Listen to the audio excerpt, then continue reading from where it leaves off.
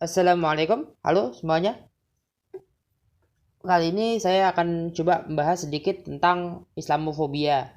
Ya, apa beda Islamofobia dengan kritik agama? Kita harus memahami dulu bahwa Islamofobia dengan kritik agama jelas berbeda. Apa sih perbedaannya? Ya, setidaknya ada 2 poin perbedaan. Ya, pertama, kalau Islamofobia itu dia yang diserang ya atau yang dikritisi ya, yang dibahas adalah ya misalnya cara berpakaian ya, jilbab, kemudian eh, jubah ya, kemudian ya baju koko, peci ya, tutup kepala laki-laki maupun perempuan, jenggot, yang diserang turban ya, kifayeh, apalah yang sifatnya busana. Juga yang diserang kadang kuliner ya, kebab, kemudian masalah bahkan kurma ya. Ada lagi ya yang diserang itu ya simbol-simbol atau rumah ibadah ya. Bahasa kadang ya, ketika mendengar orang berbahasa Arab ya, lantas langsung ya pikirannya ya melakukan tindakan-tindakan ya atau menunjukkan ketidaksukaan. Itu yang diserang. Tapi kalau itu kritik agama itu mendalami teks dengan metode berpikir kritis, metode membaca kritis. Jadi yang dikritik adalah teksnya, membaca secara kritik, bukan kontrarian, bukan kemudian membaca sebuah teks kemudian tidak setuju, kemudian berbeda dari teks, bukan seperti itu. Tapi secara kritik itu adalah mencoba mencari ya pengertian, pemahaman yang lebih logis, atau setidaknya melihat dan mengkritisi teks itu secara logika. Ternyata ya yang dimaksud bukan itu ya, atau juga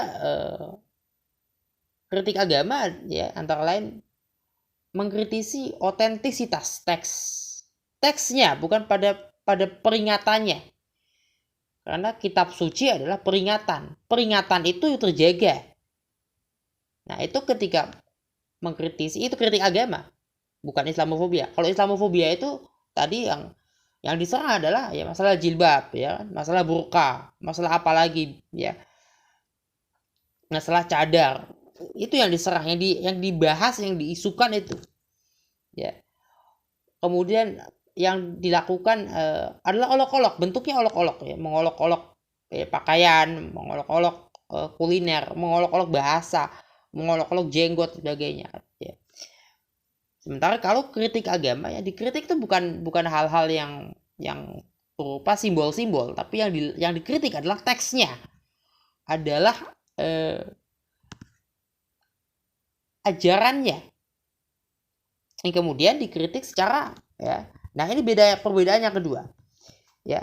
Kalau Islamofobia jelas tidak ada kaidah akademik, tidak sesuai dengan kaidah akademik, tidak berdasar ya, cenderung diwarnai oleh adanya teori konspirasi. Kalau kita membaca bukunya Renaud Camus, bukan Albert Camus, Renaud Camus. Nah, Renaud Camus ini ya menulis ya atau membuat ya, menciptakan satu pseudo teori, satu teori jadi-jadian, teori siluman ya, suatu teori yang bukan teori sebetulnya ya.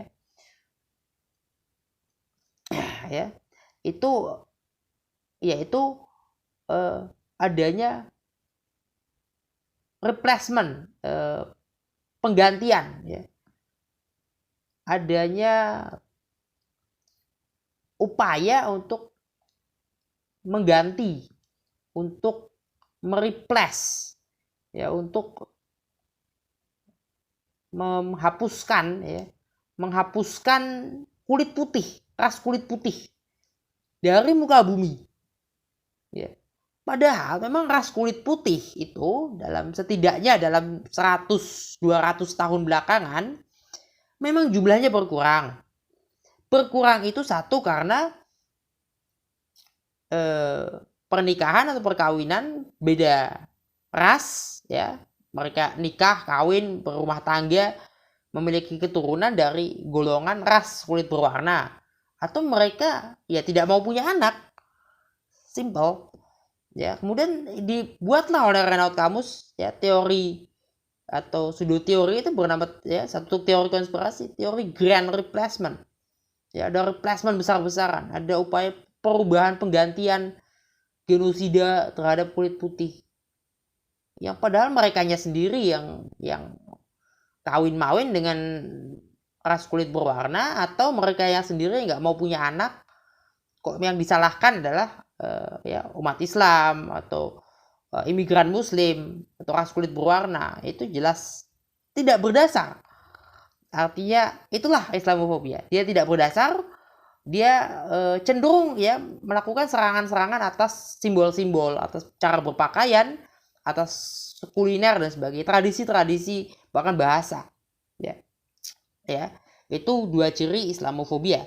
Nah, dua ciri lain itu tadi, kritik agama itu membahas teks, mengkritik teks, mengkritik ajaran, dan kritik agama itu punya kesesuaian, ya, tepat sesuai dengan kaidah-kaidah akademik, ya. Ada landasan logikanya. Dia menggunakan logika, menggunakan kaidah akademik. Ya, yang melakukan kritik agama juga bukan orang sembarangan. Yang melakukan kritik agama orang yang punya otoritas akademik. Orang yang punya otoritas agama juga. Ya. Dari mulai Ibnu Sina itu punya otoritas agama, punya otoritas akademik. Ya. Al-Ghazali sampai kemudian berangkat lagi Ibnu Rushd, ya, kemudian sampai, ya, para filosof berikutnya, ya,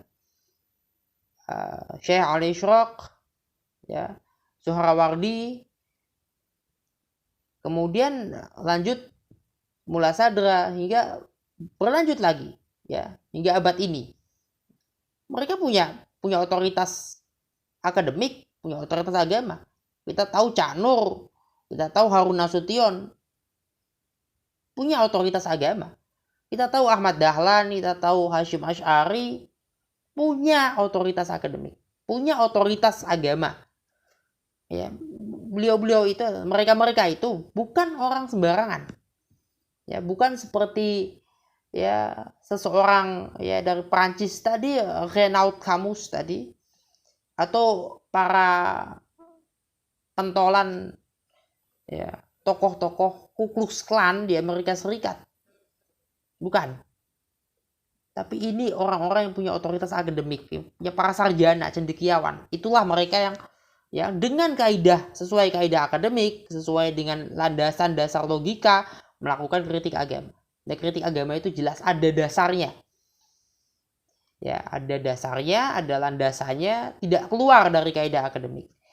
Juga tidak membahas secara olok-olok, ya, tidak berisi olok-olokan atau narasi, ya, seperti misalnya, ya, menggeneralisasi, ya, kejadian serangan misalnya 11 September, ya, atau ada pengeboman kemudian digeneralisasi Islam teroris gitu, ya, kemudian membenci Islam, akhirnya begitu bencinya pada Islam, yang padahal tidak semudah itu untuk melakukan generalisasi.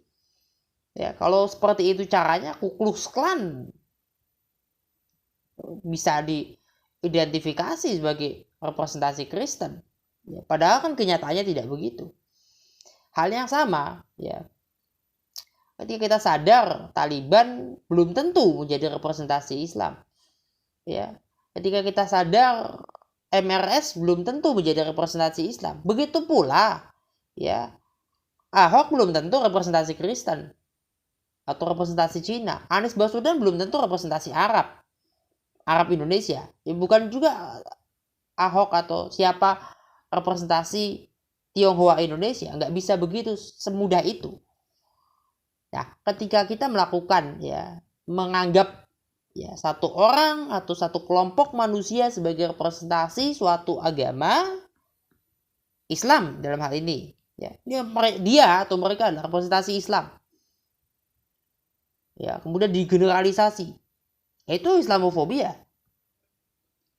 Bisa menjadi Islamofobia dengan melihat seperti itu. Ya. Hanya karena satu orang, satu kelompok melakukan tindakan tertentu, lantas dikatakan oh Islam itu begini begitu. Bahkan membuat atau menciptakan, mengarang-arang suatu teori, satu pseudo teori, ya, yang tidak berdasar, tidak sesuai dengan kaidah akademik. Tapi kalau kritik agama sesuai dengan kaidah akademik tadi. Perbedaannya dua tadi, ya, yang jelas lihat ada distingsi antara Islamofobia dengan kritik agama. Kalau kritik agama ada landasan akademik, ada juga yang dibahas adalah teks, adalah ajaran, adalah nilai.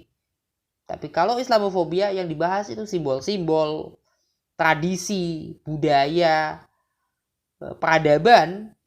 Kemudian yang dibahas adalah mungkin bahasa, bahkan yang dibahas etnisitas, ya, atau identitas ekonomi, ya, dan juga tidak memiliki landasan akademik, ya, bahkan mengarang-arang, delusional. Semudah itu untuk membedakan mana Islamofobia, mana kritik agama.